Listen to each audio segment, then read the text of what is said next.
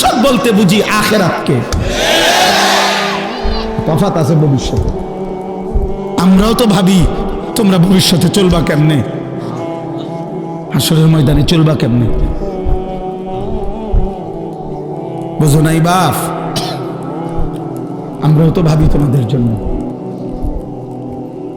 General পড়ালেখা তো আমরাও করছি। আমি কুমিল্লা ভিক্টোরিয়া কলেজ থেকে মাস্টার্স পাস করছি।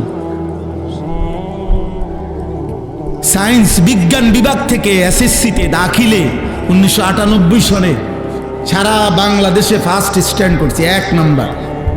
সারা বাংলাদেশে ফার্স্ট হয়েছি আলহামদুলিল্লাহ। সার্টিফিকেট দেখতে চাইলে খবর লইয়ে আমার কাছে যাই দেখাম, অথবা হোয়াটসঅ্যাপ নাম্বার দিয়ে পাঠাম, ছবি পাঠাম, সার্টিফিকেটের ছবি। পাস করছি যে 1 বস্তা সার্টিফিকেট আছে। এটি কোনো থুইছি জানি আর কইতারি না, ভাত খাইবার টাইম নাই, সার্টিফিকেট দিয়ে করুন কি? তাইলে এই জন্য বললাম, আল্লাহ নবী সাল্লাল্লাহু আলাইহি ওয়াসাল্লাম বলেন, দোস্ত আল্লাহ তাআলার প্রচন্ড অসন্তুষ্টি। মা মিন আহাদিন আগিয়ারু মিনাল্লাহ আন ইয়াজনিয়া আবদাহু আও আন তাজনিয়া আমাতাহু। নবী সাল্লাল্লাহু আলাইহি ওয়াসাল্লাম বলেন, এই জমিনে কোন পাপের কারণে আল্লাহ সবচেয়ে বেশি, আল্লাহর প্রেস্টিজে, আল্লাহর গায়রতে, মহান আল্লাহর আত্মসম্মানে আঘাত লাগে সবচেয়ে বেশি কোন পাপে?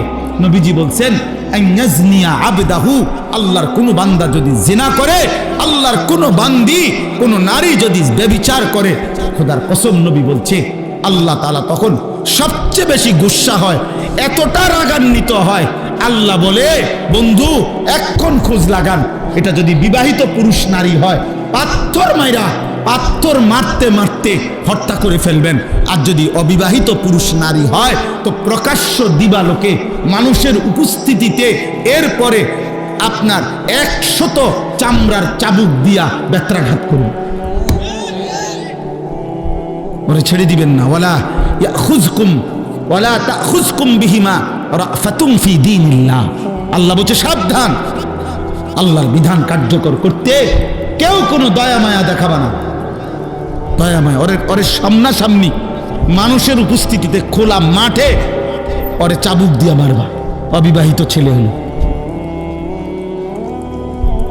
আর বিবাহিত হলে ফারজুমুহুমা, পাথর মারবা, পাথর মারতে মারতে তাকে হত্যা করবা। নবী সাল্লাল্লাহু আলাইহি সাল্লাম রাহমাতুল লিল আলামিন, তিনি দয়ার সাগর, মায়ার সাগর।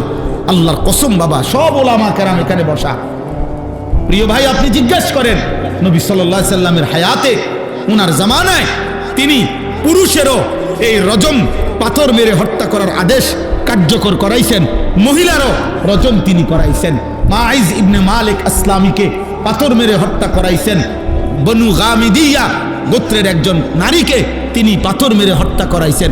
আবু বকর সিদ্দিক রজম করাইছেন, ওমরে ফারুক রজম করাইছেন, ওসমান রজম করাইছেন, হযরতে আলী রজম করাইছেন, মানে পাথর মেরে হত্যা করাইছেন। এটা আমিরুল মুমিনিনের দায়িত্ব, সবার দায়িত্ব না। উঠাও ছবি, উঠাও বাবা ছবি উঠাও, টুপিওয়ালা আখলাক শিখো, বেটকাইও না। হাসলে মনে করবা প্রতিবন্ধী তুমি, বুঝো নাই? ডাক্তার দেখাইও, ভালো ডাক্তার দেখাও, ভালো ডাক্তার দেখাও।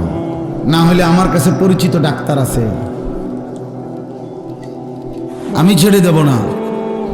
আমি এক নিয়তে আসি প্রতিদিন, আর কোনোদিন আইতাম না এই নিয়তে। কইয়া দুধ দিয়ে যাইলাম গাড়ি, আর আইতাম না, কিন্তু বলে গেলাম। অর্থাৎ প্রতিদিন আসতে হবে, এটা জরুরি না, এটা জরুরি না।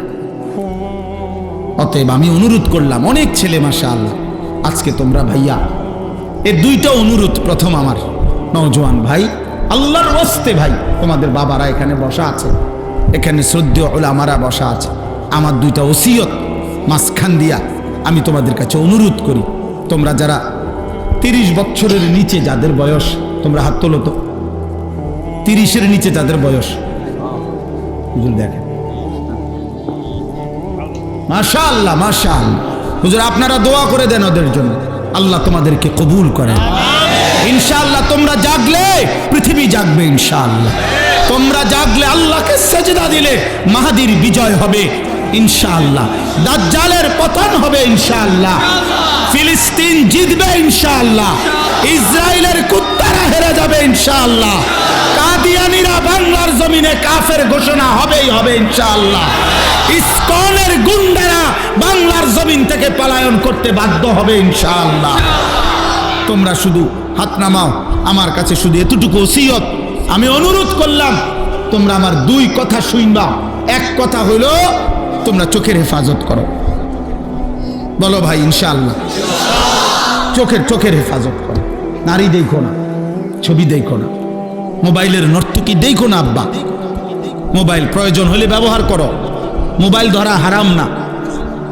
প্রয়োজনকে প্রয়োজনে সীমাবদ্ধ রাখো। স্কুলের কাজ, পড়ালেখার কাজ, ব্যবসার কোনো কাজ, চাকরির কোনো কাজ, যেই কোনো কাজ বর্তমান পৃথিবীতে অসংখ্য কাজ করতে হয় মোবাইল দিয়ে, ঠিক আছে? প্রয়োজনকে প্রয়োজনের মধ্যে সীমাবদ্ধ রাখো। কিন্তু রাত 12টার পরে বাপ তুমি কি করছো? এটা কেউ দেখে না, না মালিক দেখে। আয়াহসাবু আল্লান ইয়াকদির আলাইহি আহাদ। আল্লাহ ডাক দিয়ে বলে, বান্দা কি ভেবেছ তোমার উপরে কারো কোনো শক্তি নাই না? আয়াহসাবু আল্লাম ইয়ারাহু আহাদ। আবার আল্লাহ ডাক দিচ্ছে, এই নাফরমান বান্দা কি ভেবেছ তোমারে কেউ দেখে না? ওমা তাকুনু ফি শাআনিন ওমা তাতলু মিনহু মিন কুরআনিন ওয়ালা তা'মালুনা মিন আমালিন ইল্লা কুন্না আলাইকুম শুহুদান ইজ তুফিদুনা ফি। আল্লাহ বলে, বান্দা তুমি যেখানেই থাকো না কেন, তুমি আমার কোরআন যেটুকুই পড়ো না কেন, তুমি যখন যেই আমলই করো না কেন, যখনই তা করতে থাকো, ইজ তুফিদুনা ফি, যখন তুমি কর্মের মধ্যে থাকো, যখন তুমি কাজের মধ্যে থাকো, ভালো কিংবা মন্দ, নেকি কিংবা গুনাহ, খোদার কসম আল্লাহ বলে, ইল্লা কুন্না আলাইকুম শুহুদান, আমি না বান্দা সামনেই থাকি, সামনেই থাকি, সামনেই থাকি, আমি সামনেই থাকি, আমি দেখতেই থাকি। হায় আমার বান্দা কি করছে এটা, ওর চোখ আমি দিছি, ও আমার চোখে আমার নাফরমানি করে উলঙ্গ ছবি আর নারী দেখছে। আল্লাহ বলে, বান্দা আমি সামনেই থাকি, অতএব চোখের হেফাজত করো। নারীর চাহিদা, কোন নারীর প্রতি আগ্রহ, দোস্ত এটা নিষেধ না, এটা হারাম না, এটা মানুষের ভিতরে স্বভাবজাত আল্লাহ প্রদত্ত। সেটা পূরণের জন্য আমি খোলামেলা বললাম স্পষ্ট, যে চাহিদা রব দিয়েছেন সেই চাহিদা পূরণের ইন্তজামও তিনি করেছেন। যিনি ক্ষুধা দিয়েছেন তিনি খাবারের পবিত্র ব্যবস্থাও রাখছেন, যিনি তৃষ্ণা দিয়েছেন তিনি পানির ব্যবস্থাও রাখছেন। অতএব যিনি লজ্জাস্থানের চাহিদা দিয়েছেন তিনি হালাল পবিত্র স্ত্রী যথাসময়েই পৌঁছিয়ে দেবেন। ওয়েট, অপেক্ষা করো, তুমি অপেক্ষা করো, ইনশাআল্লাহ মিলে যাবে। এটা সহজ বিষয়, এটা কমন বিষয়। এই পৃথিবীতে প্রথম সম্পর্ক আল্লাহ দেখাইছে যে আদম এবং হাওয়ার প্রথম সম্পর্ক স্বামী স্ত্রী।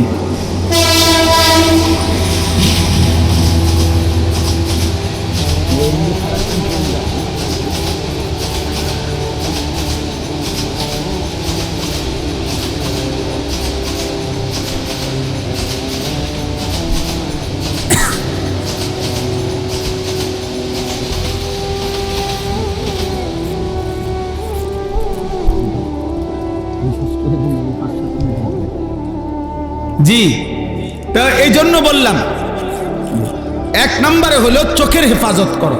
কিসের হেফাজত? আল্লাহ তাআলা তোমার চাওয়া পাওয়া পূরণ করে দিবে। অমিন আয়াতিহি আন খালাকা লাকুম মিন আনফুসিকুম আজওয়াজা। আল্লাহ বলেন, আমার কুদরতের নিদর্শন, আমি আল্লাহ প্রত্যেকটি পুরুষের দেহের অংশ থেকে, আমি তার দেহের অংশ থেকে, তোমার বুকের মাঝখান থেকে, তোমার কলজার কাছ থেকে আল্লাহ তাআলা বলেন আমি তার স্ত্রী সৃষ্টি করে রাখছি। বুকের পাঁজর থেকে আমি বানায় রাখছি। তুমি তোমার বুকে অনেক ভালোবাসা, এটা পূরণের জন্য আল্লাহ তোমার স্ত্রী ব্যবস্থা রাখছে। পরে ভালোবাসো, লিতাসকুনু ইলাইহা, আল্লাহ বলেন আমি যখন তোমাকে স্ত্রী দেব মিলিয়ে, সে তোমারে, তুমি তাকে, দুইজনে তোমরা প্রশান্তিতে ভরে যাবে ইনশাআল্লাহ। ওয়া জাআলা বাইনাকুম মাওয়াদ্দাতান ওয়া রাহমা, আল্লাহ বলে স্বামী স্ত্রীর মধ্যে আমি রব নিজে ভালোবাসা এবং দয়া মায়া আমি দিয়ে দেব। তা আল্লাহটা নেও, আল্লাহটা নেও। নিজে টোহাইয়া এই রাস্তার মহিলা, হ্যাঁ, অসৎ নারী, যার সাথে বিবাহের পূর্বে 3 বছর 4 বছর 5 বছর কোনো প্রেম হারাম সম্পর্ক করছে। অনেক ছেলে আছে আমারে বলে, হুজুর বিশ্বাস করেন ও এতটা ভালো যে আজকে 3 বছরে আমি কখনো দেখি নাই আমি ছাড়া, ও হিজাব পরে, বোরখা পরে, একদম চোখ সহ ঢাকে, আর শুধু আমি ছাড়া, বিশ্বাস করেন এত ভালো আর কারোর সাথে কথা বলে না। আজকে 3 বছর শুধু আমার সাথে কথা বলে। হ্যাঁ, আমনে জুনায়েদ বাগদাদির স্বাস্থ্য ভাই আর উনি রাবেয়া বস্তির খালতো বোন, আপনি আলাপ মারেন। আজকে 3 বছর উনি দুনিয়ার কারোর সাথে কথা বলে না, আপনার সাথে কথা বলে। ও হিজাব পরে, বোরকা পরে।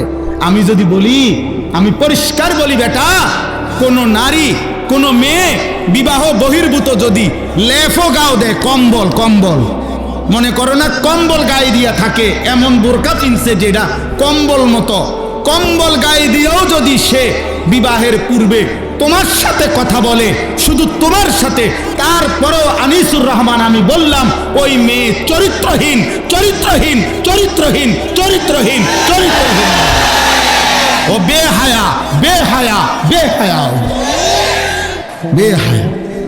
এই বোরকার দোষ নাই, ওর চরিত্রের দোষ।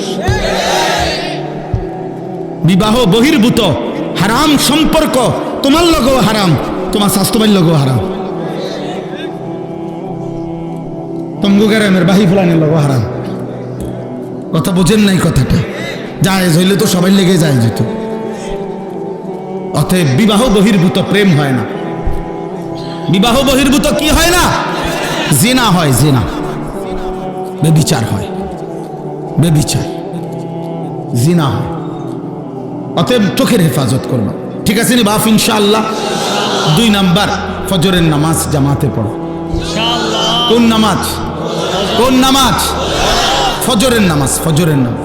রাসূলুল্লাহ সাল্লাল্লাহু আলাইহি সাল্লাম বলছেন, লা ইয়াশহাদুহুমা মুনাফিকুন, এশার নামাজ এবং ফজরের নামাজ এই 2 নামাজের জামাতে আসে না। নবীজি বলছে, কে যে মুনাফিক সে।